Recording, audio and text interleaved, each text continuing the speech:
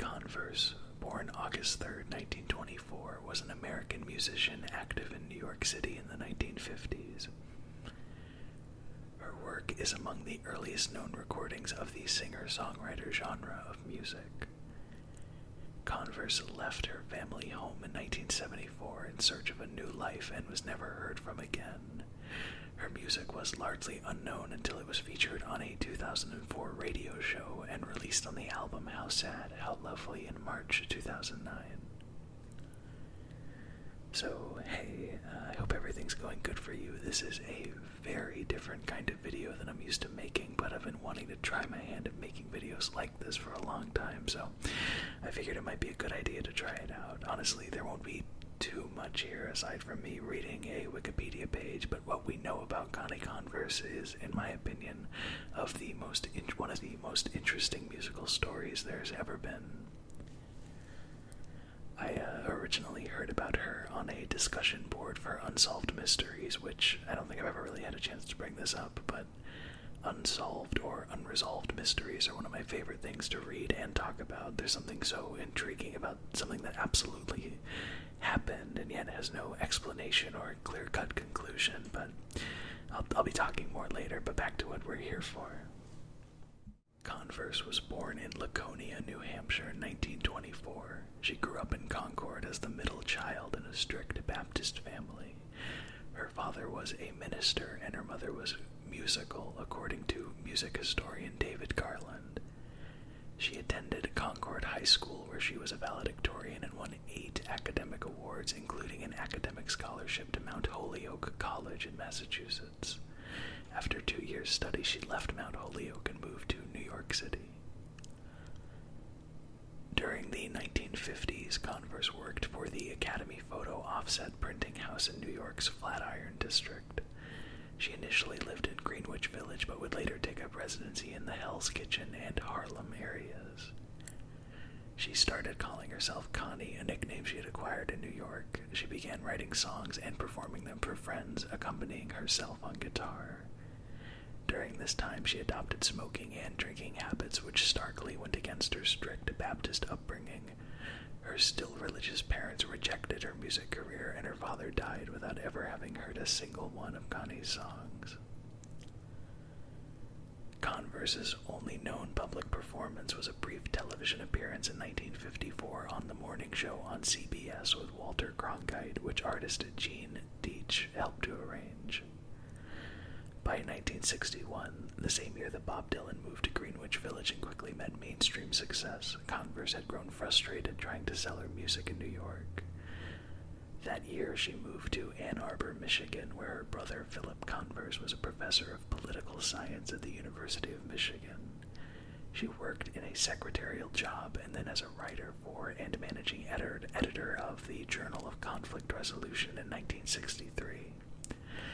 Following her move to the Midwest, Converse appears to have mostly ceased writing new songs. Converse was extremely private about her personal life. According to Deitch, she would respond to questions about her personal life with curt yes or no answers. Both Deitch and Connie's brother Phil have said it's possible that she might have been gay, although she never confirmed or denied this notion. Her nephew, Tim Converse, has said that there was no evidence of Connie ever having been in a romantic relationship throughout her entire life. Her family also noted that Connie relied more and more heavily on alcohol and cigarettes towards the end of her time living in Michigan. By 1973, Converse was burnt out and depressed. The offices of the Journal of Conflict Resolution, which meant so much to her, left Michigan for Yale at the end of 1972 after being auctioned off without her knowledge. Her colleagues and friends pooled their money to finance a 6-month trip to England for her in hopes of improving her mood, to no avail. Connie's mother requested that she join her on a trip to Alaska, and Connie begrudgingly agreed. Her displeasure with the trip appears to have contributed to her decision to disappear. Around this same time, Converse was told by doctors that she needed a hysterectomy, and the information appears to have devastated the musician. In August 1974, she wrote a series of letters to her family and friends in which she mentioned her intention to make a new life somewhere else. In one of the letters she wrote, quote, "Let me go. Let me be if I can. Let me not be if I can't.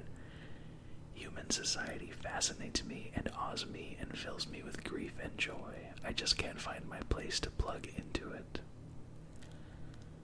With her letter to Philip, Connie had included a check and requested that he made sure that her health insurance was paid for and in good standing for a certain amount of time following her departure, but for him to cease paying the policy on a certain date.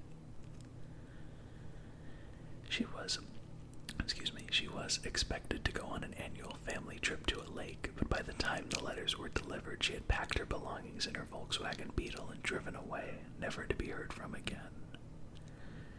The events of her life following her disappearance remain unknown. Several years after Connie left, someone told her brother Philip that they had seen a phone book listing for Elizabeth Converse in either Kansas or Oklahoma, but he never pursued the lead.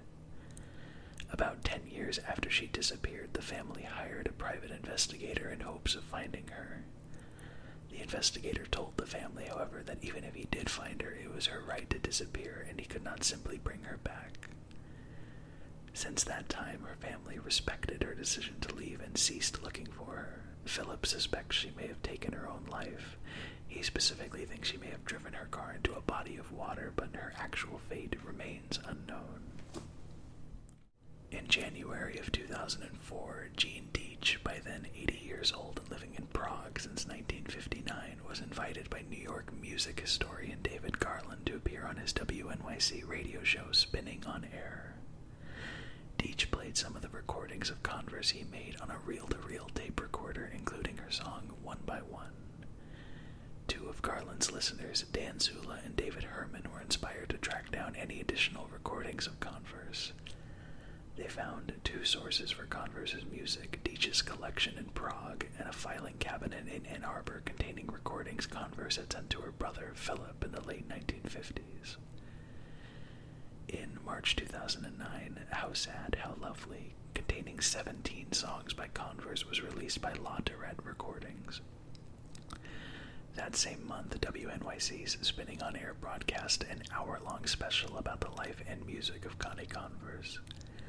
The show's host, David Garland, also explored the mystery surrounding Converse's disappearance with her recordings from Converse's brother, Philip Converse, and readings of her letters by actor Amber Benson. In 2015, How Sad, How Lovely was released as an 18-track vinyl by Squirrel Thing Recordings in partnership with the Captured Tracks label. The album has received favorable reviews, including by Los Angeles Times music critic Randall Roberts, who wrote, quote, "Few reissues of the past decade have struck me with more continued joyous affection as How Sad, How Lovely." The Australian singer-songwriter Robert Forster describes the album as making a deep and marvelous connection between lyric and song that allows us to enter the world of an extraordinary woman living in mid-20th century New York. Apart from her 1954 appearance on The Morning Show hosted by Walter Cronkite and a performance of her music in 1961 by folk singer Susan Reed at the Kaufman Concert Hall in New York, Converse's music was not available to the public until it resurfaced in 2004. Since the 2009 release of her album, however, Converse's life and music have been the subject of news reports around the world. In addition to the mystery surrounding her disappearance, many of these articles focus on the content and style of Converse's music, and the possibility that she may have been the earliest performer in the singer-songwriter genre. According to music historian David Garland, Converse wrote and sang back in the 1950s, long before singer-songwriter was a recognized category or style. But everything we value in singer-songwriters today, personal perspective, insight, originality, empathy, intelligence, wry humor, was abundant in her music. Others cite the feminine experience often explored in her lyrics, as well as the themes of sexuality and individualism found in her songs, as the reason Converse's music was ahead of its time. Converse's life and music have served as the inspiration for numerous contemporary artistic works, including a play by Howard Fishman, who also produced the album Connie's Piano Songs, featuring music written but never recorded by Connie Converse. Other works inspired by Converse include the modern-day modern dance piece Empty Pockets by John Higginbotham, which was performed at the Miller Theatre in 2015. British singer Nat Johnson's Roving Woman tribute performances, as well as tribute performances of Converse's music by Jean Rowe and Diane Cluck as part of the Spinning on Air 25th Anniversary Special. In 2017, John Zorn's Zadok Records released the album Vanity of Vanities, a tribute to Connie Converse, featuring new recordings of her songs by a wide array of performers, including Mike Patton, Karen O, and Laurie Anderson. Well, I think the legacy section of the Wikipedia does a great job at explaining what makes Connie's music so interesting to listen to. I mean, especially the degree of personality and intimacy in her lyrics, and if you add in knowing about her eventual disappearance after they were recorded, and the fact that she was one of the earliest singer-songwriters in history, there's an awful lot of reasons to find her songs incredibly interesting, the least of which is the fact that the music itself is really, really good. Last time I checked, the entire album is available on YouTube if you search for it, but it's also available on Spotify. For me personally, the standout songs are Talkin' Like You, Two Tall Mountains, Johnny's Brother, Roving Woman, Clover Saloon, and Father Neptune, but that's just me. Seriously, I implore you to give this album a listen if you have the time, especially if you're a fan of the folky one-person-with-a-guitar style of music. It really sticks with you. And I think even more on top of it, it really conjures up really strong imagery with her lyrics. At the time that this video was uploaded in 2018, Connie would be 94 years old. Obviously, no one at all can say if this was ever the case, but I really, really hope that wherever she went and wherever she is, at one point I hope she was able to know that her music would eventually be appreciated by a lot of people for what it is, which is, in my opinion, hauntingly beautiful and unique through and through.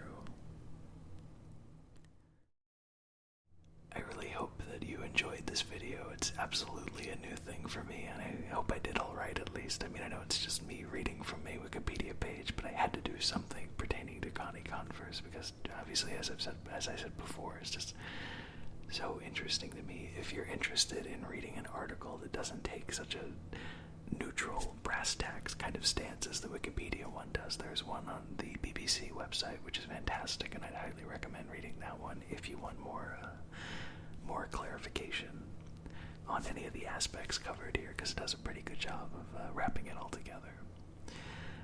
So thank you so much for giving me some of your time to hear me talk about Connie Converse, and if you listen to How Sad, How Lovely, please leave a comment and let me know what you thought of it. Even if it impacted you, if it didn't really, or what songs you enjoyed, really anything. I'd just love to hear from you. So thank you so much for watching, and I hope you take care of yourself. Goodbye.